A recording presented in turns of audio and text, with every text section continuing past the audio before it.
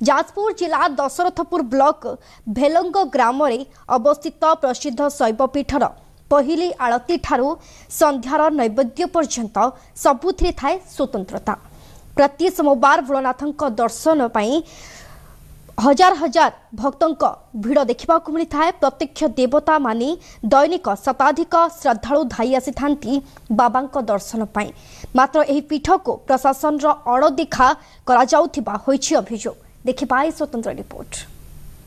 देवदेव महादेव को दर्शन कले कोटि जन्मर पुण्य मिलवा सहित मानसिक शांति मिलता है। तेणु महादेव आशीष पाई भेलांग ग्राम अवस्थित प्रसिद्ध शैव पीठ को बड़ी भोरु श्रद्धालु माने भीड़ जमाई थांती। बहु दुखी रोगी बाबा आशीर्वाद कृपा लाभ पाई। बाबा कुंड पादुका आचमन कले असाध्य दुरारोग्य भल होइथाय बोली विश्वास रही।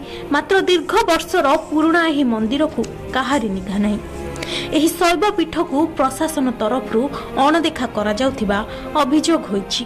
बहुत दिन पुरातन मंदिर बहुत दर्शक आसती बाबा भोग हुए गाधुआ को नीति हुए बड़ भोग हम प्रतिदिन से भी नीति हम संध्या समय भी आरती हम आज्ञा ये जागर 20,000 लोक किंतु बहुत असुविधा चढ़ाई जिनिसर प्रत्यक्ष ठाकुर तेणुक जहाँ जार कोई कम हम 21 दिन भर पूरण हम ये गोटे बाहर मंडप किसी सुविधा ये आज्ञा ना असुविधा हो सब रकम से कर बाहर प्रत्येक लोक भी फेरी जाऊँ कम्प्लीट हो मंडप शौचालय ना सरकार आखिक नियंतु केमी ठाकुर कार्यक्रम पूरण हम देशर पाखक पाखे जिते पाखापाखि एरिया अच्छे ये तो कौन सुविधा भी ना ये बाउंड्री दरकार लोक शौचालय भी ना ये किसी सुविधा भी ना केतक मंदिर तो बहुत जिन कराए तो किसी भी ना गाँव हिसाब से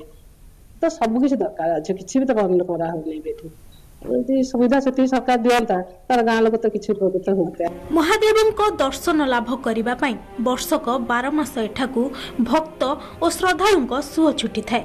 मात्र ही सुंदर शैव पीठर रक्षणाबेक्षण प्रति अवहेला करा जाउथिबा देखिबाकू मिलिछि। खरा वर्षारे आश्रय नेबाकू एही पीठरे श्रद्धालुंक पई घर खंडिए अछि ना लाइटर कोनोसी सुव्यवस्था।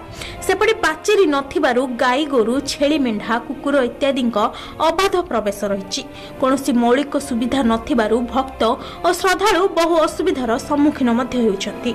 विवाह व्रत आदि मांगलिक कार्य पई सुविधा नथिबारु लोके पीठ को आसीबाकू मंगु नाहंती।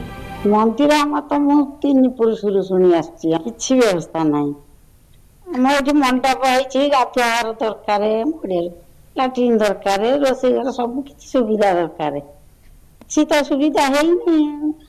बाहर को जाइछु शौचालय ना कलारे हमारे से बाउंड्री बुले देले हमें पहुंची आसिक सुरक्षित रहे से हाँ लाट्रिन हम समस्त खुशी है। भीमेश्वर मंदिर एक पुरातन मंदिर ये भास्ट एरिया अच्छी बहुत भक्त ये समागम हुए कि भक्त मैंने एमती हईराण हरकत होती सरकार पर सरकार बदल चलती कि मंदिर बदल पाना मंदिर परिवेश जो बदल जाता सब भक्त मैंने एत खुशी आनंद सब प्रोग्राम करें माने बहुत नानाविध हईराण होती चाहते कि मंदिर उन्नति हो सरकार समस्ते निवेदन कर मंदिर उन्नतिकरण करा।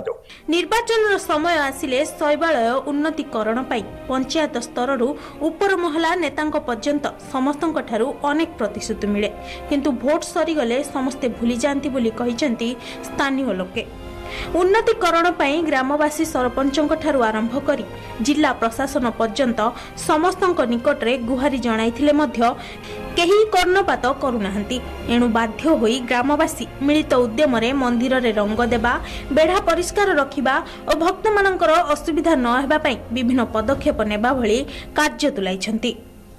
अवहेलित अवस्था रे पड़ी रहिछि सर्वपुरातन शैवपीठ 100 वर्ष धरी पूजा पाई आसुचंती बाबा भीमेश्वर महादेव ना एठारे प्रशासन दृष्टि पड़ी पारुछि ना सरकार दृष्टि पड़ी पारुछि जहा द्वारा उन्नतिकरण ए मंदिर हो पारुनी।